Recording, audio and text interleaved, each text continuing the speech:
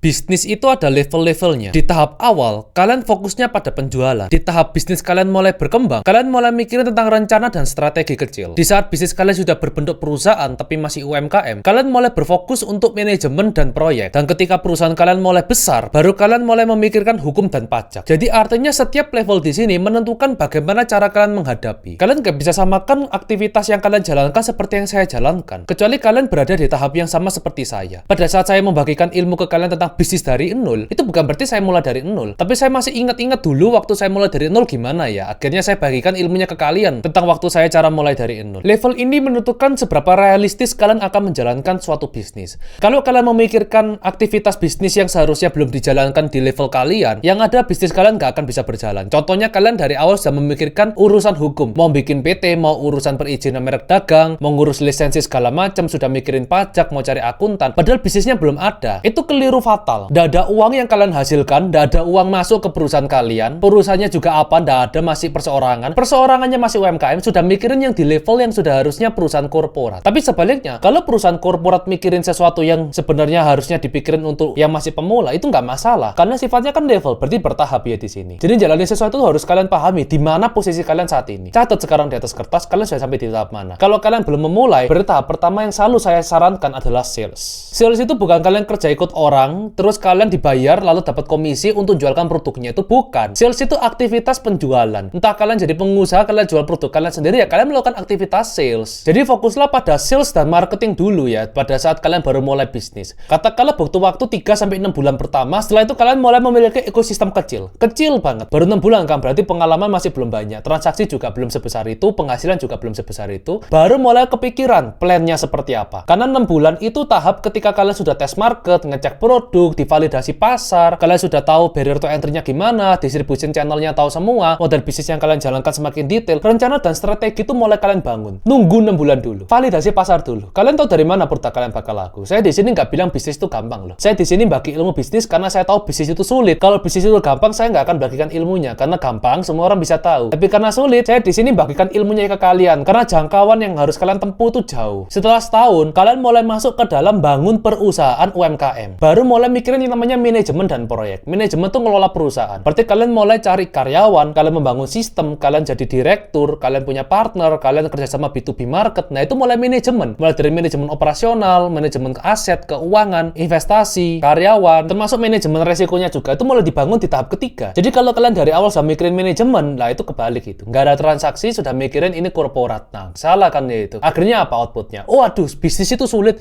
Bisnis itu ternyata gagal. Saya sudah coba gagal. Bisnis itu gagal karena dua alasannya. Yang pertama karena bisnisnya yang memang nggak cocok di pasar. Atau yang kedua, pengusahanya yang terlalu goblok, nggak punya ilmunya sampai dia akhirnya gagal dalam bisnis. Tapi nyalahin kegiatan berbisnis. Nah itu. Fokus manajemen di tahap pertama. Padahal harusnya di tahap ketiga ketika sudah bisa bangun perusahaan UMKM kecil dulu. Lalu proyek. Berarti kan proyek memikirkan tentang bagaimana cara dealing. Di sini bukan cuma transaksi kecil tapi B2B. Jualan secara partai. Distribusinya kemana? Toko retailnya ke siapa? Online-nya, cara mainannya gimana? Strategi pasarnya gimana? Itu semua masuk dalam kategori proyek. Pembuatan produknya atau ngambil produknya di mana? Kerjasama dengan perusahaan siapa saja? Bikin perjanjiannya untuk berapa lama? Saya dapat supply berapa banyak? Nah itu masuk bagian dari proyek juga dan itu juga di manajemen kan. Itu tahap ketiga. Setelah setahun lah ya, itu relatif lah ya. Tapi yang jelas sudah punya pengalaman yang cukup untuk kalian mulai berpikir manajemen. Karena manajemen sudah dijalankan lalu sistem mulai dibangun, tapi kalian tetap masih masuk kantor, tetap kerja keras, kalian kembangin, tetap salesnya ada, tetap strateginya juga ada. Jadi ditambah, bukan tiba-tiba ganti. Ganti level bukan berarti jualannya akhirnya lupa, akhirnya fokus ke manajemen aja gitu. Bukan. Semuanya dijumlah, akhirnya nambah banyak kerjaannya. Setelah itu bisa jualan, bisa ngelola, bisa ngurus proyek, makin besar kan?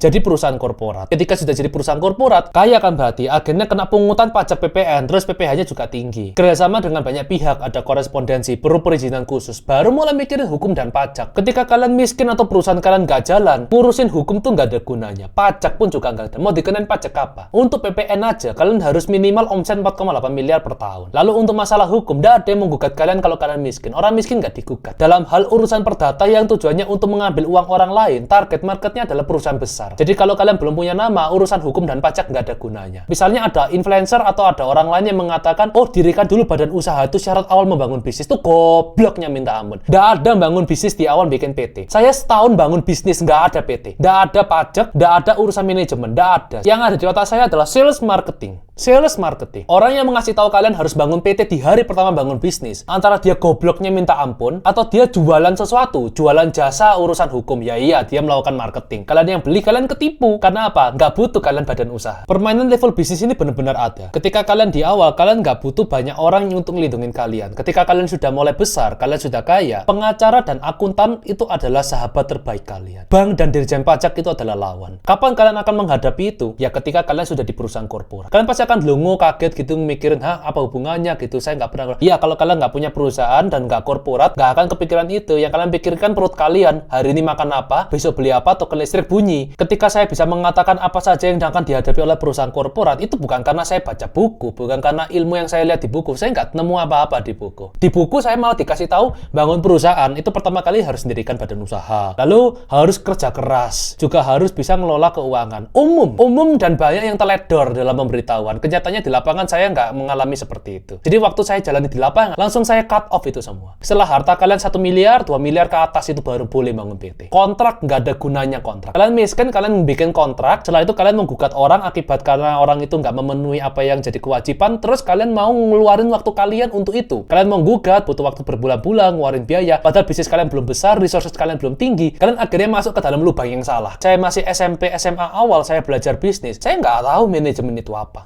Hukum apalagi, berat malahan, pajak tambah nggak mau tahu. Saya benci sama pajak waktu itu. Benci bukan karena saya dipungut pajak, benci karena ilmunya yang sulit. Saya dulu sukanya jualan, marketing, cari tahu cara jualan online. Nah itu. Kalau sekarang jualan online saya serahkan pada anak-anak. Saya sudah nggak mau nanganin jualan online lah. Saya di sini nanganin manajemen, saya nanganin corporate strategi perusahaan. Saya pikir gimana caranya untuk IPO perusahaan saya pikirin untuk bikin konglomerasi. Jadi apa ilmu yang sudah saya sampaikan kepada kalian sebelum-sebelumnya tentang cara membangun bisnis dari awal? Yaitu karena saya sudah membangun bisnisnya dulu. Bukan lagi bangun bisnis terus saya sharing gitu, bukan. Itu sudah lama sekali. Sampai saya jadi ingat-ingat dulu saya ngapain ya. Oh ternyata saya dulu melakukan sales, lalu saya share apa ya. Oh ternyata saya dulu jualan tempered glass, saya dulu jualan motor, saya dulu jualan mobilnya teman saya, lalu saya dulu jualan permata. Banyak sekali saya jual. Serabutan lah. Istilahnya palu gada. Apa lu mau gua ada. Nah itu bisnis saya dulu. Mulai dari nol, jualan dan marketing. Sales marketing, gak ada yang lain. Pastikan penghasilan kalian meningkat, pengalaman kalian meningkat, ilmu kalian makin banyak, perusahaan kalian mulai dibangun tuh bertahap sampai di titik atas, baru kalian pasti akan relate dengan apa yang saya ucapkan.